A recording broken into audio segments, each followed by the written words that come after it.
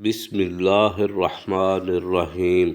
ہمارے آقا صلی اللہ تعالیٰ علیہ وآلہ وسلم کے نالین شریفین حضرت عبداللہ بن عمر رضی اللہ تعالیٰ عنہ سے روایت ہے، میں نے تاجدار مدینہ صلی اللہ تعالیٰ علیہ وآلہ وسلم کو دیکھا ہے کہ آپ صلی اللہ تعالیٰ علیہ وآلہ وسلم ایسے نالین پہنتے تھے جس میں بال نہیں ہوتے تھے۔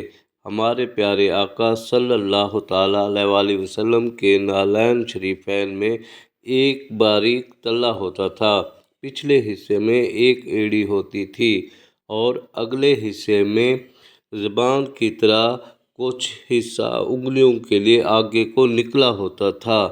حضرت انس رضی اللہ تعالیٰ عنہ سے روایت ہے، سرکار مدینہ صلی اللہ تعالیٰ علیہ وآلہ وسلم کے نالین کے دو تسمے یعنی ڈوریاں تھیں۔